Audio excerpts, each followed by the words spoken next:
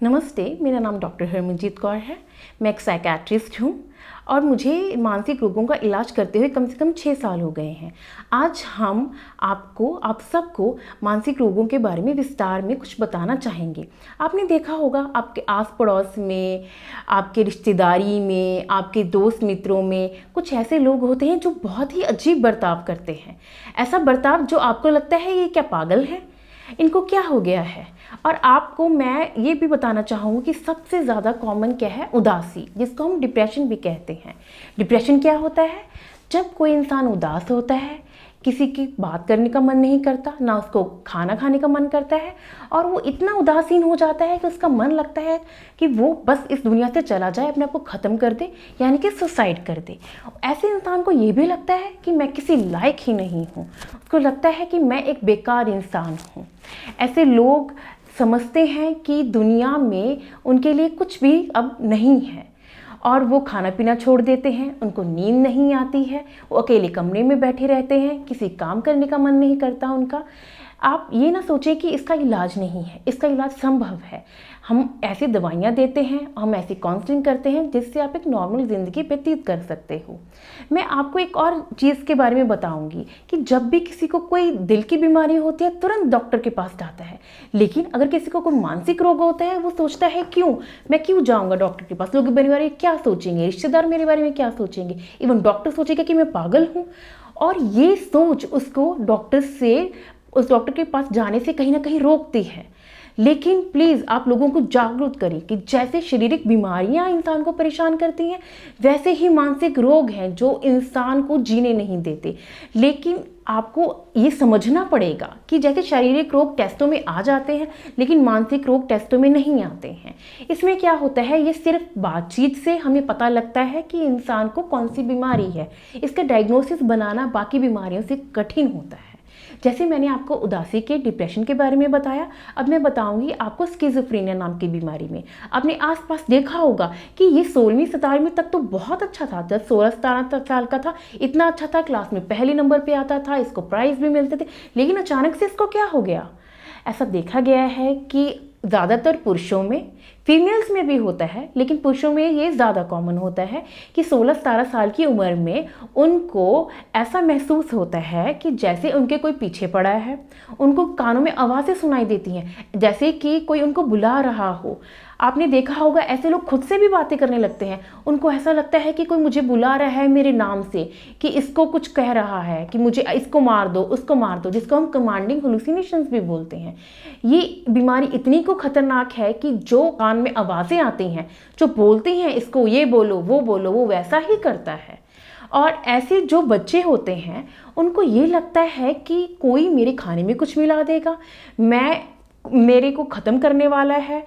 उसको अपने भाई बहनों एवं माँ बाप तक भी शक होता है। और वो ऐसे लोग खाना नहीं खाते हैं, ना ही अपनी साफ सफाई रखते हैं, नहाते धोते नहीं हैं, बिल्कुल ही ऐसा प्रतीत करते हैं जैसे वो इस दुनिया में है ही नहीं। इसको हम एक और शब्द यूज़ करते हैं, they are not in touch with reality, माने कि जो आसपास सच में चीज़ें हो रही हैं उनको वो समझ में नहीं आती, वो अपनी एक दुनिया में रहते हैं। आपने देखा होगा सड़कों के किनारे कुछ ऐसे लोग जो बिल्कुल साफ सुथरे नहीं होते, एक ही कपड़े महीनों तक डाल के रखते हैं। उनको ऐसा लगता है जैसे कि आपको देखने में उनको अनहाइजीनिक लगेगा, अपने आप से बातें करेंगे। तो ऐसे लोगों को स्किज़ोफ्रेनिया होता है। ऐसी बीमारी से घबराएं नहीं, आप हमसे संपर्क करें, हम आपकी सहायता करेंगे। ऐसी दवाइयाँ उपलब्ध हैं जिनसे इंसान के ये मानसिक रोग ठीक हो सकता है और वो एक नॉर्मल ज़िंदगी बिता सकते हैं। इसके अलावा एक और बीमारी है जो आपने आसपास देखी होगी, जिसको हम एंग्जाइटी बोलते हैं। एंग्जाइटी का मतलब क्या होता है? घबराहट, दिल की धड़कन बढ़ना, घबराहट के साथ इंसान को पसीने भी आने लगते हैं। और एक बहुत ही कॉमन टर्म है पैनिक अटैक। इसका ये मतलब है इंसान को यूं लगता है कि उसके दिल की धड़कन इस हद तक बढ़ गई है कि वो मरने वाला है, और वो अपने रिश्तेदारों को, फैमिली मेम्बर को बोलेगा प्लीज़ मुझे अस्पताल ले चलें। जब वो अस्पताल जाएगा तो उसको पता लगेगा कि इसको कुछ भी बीमारी नहीं है। मेडिसिन वाले डॉक्टर उसकी ईसीजी करवाएंगे, वो बिल्कुल नॉर्मल आएगी। चाहे उसका एलएफटी करवा लो, केएफटी करवा लो, या शरीर के कोई भी टेस्ट करवा लो, किसमें कोई भी नुक्स नहीं आएगा। और ऐसे लोग उनको ज़िंदगी में ये सोचना चाहिए कि वो ठीक हो सकते हैं, बिल्कुल ठीक हो सकते हैं। दवाइयाँ आती हैं जिनको लेने से वो तुरंत ही ठीक हो सकते हैं। इसके अलावा एक और बहुत ही कॉमन बीमारी है जिसका नाम OCD है। उसको ऑब्सेसिव कंपल्सिव डिसऑर्डर बोलते हैं। आपने देखा होगा ये ज़्यादातर औरतों में होता है। बार बार हाथ धोना, अगर गंदगी हो कहीं तो वो बार बार साफ़ करते रहना, बर्तन साफ़ करते रहना। एक बारी अगर बर्तन साफ़ हो भी जाएं फिर से वो साफ़ करती हैं, कपड़े बार बार धोती रहती हैं, अपने आसपास के लोगों को भी बोलती हैं कि बार बार नहाएं। ऐसी औरतें नहाने में घंटा 2 घंटा तक लगा देती हैं। और इनका लक्षण ये भी है कि उनके हाथों में बिल्कुल ड्राइनेस हो जाती है धो धो के। और इसके एक और भी किस्म है जिसमें इंसान बार बार पूजा पाठ करता रहता है। उसको कई कई बार मूर्तियों को देख के, भगवान को देख के नेगेटिव थॉट्स भी आने लगते हैं। इस बीमारी का भी इलाज संभव है। आप दवाई लें, काउंसलिंग करवाएं और एक नॉर्मल ज़िंदगी आप व्यतीत कर सकते हो। एक और बीमारी है जिसको हम बाइपोलर डिसऑर्डर बोलते हैं। उसका एक कंपोनेंट है मैनिया। मैनिया क्या होता है, आपने ये तो ज़रूर ही लोगों को करते हुए देखा होगा। एकदम से हाइपर हो जाते हैं, लोगों को मारने लगते हैं, बड़ी बड़ी बातें करने लगते हैं, बोलते मैं ही भगवान हूँ, या औरतें बोलेंगी मुझ में माता आ गई है, मैं दुर्गा माता हूँ, मैं ये हूँ।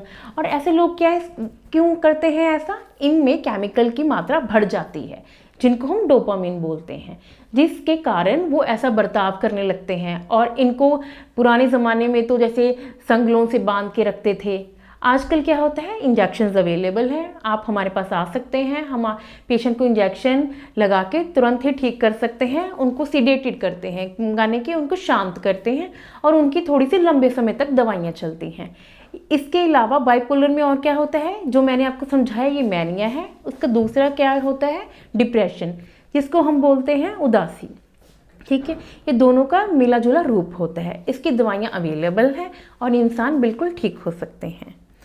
आप के आसपास जितने भी लोग हैं, चाहे वो बच्चे हैं, चाहे वो बुज़ुर्ग हैं, चाहे वो जवान हैं, अगर आपको लगता है कि इनमें से कोई भी लक्षण आपके किसी करीबी में या किसी दोस्त में या किसी रिश्तेदार में है, तो आप तुरंत हमसे कांटेक्ट करें। हम आपकी हेल्प करेंगे, दवाइयाँ भी लिखेंगे और आपकी काउंसलिंग भी होगी। धन्यवाद।